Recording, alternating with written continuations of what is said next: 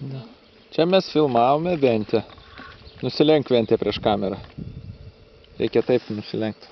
Nes tu aktorė dabar esi. Pasakyk tėčiai ką nors.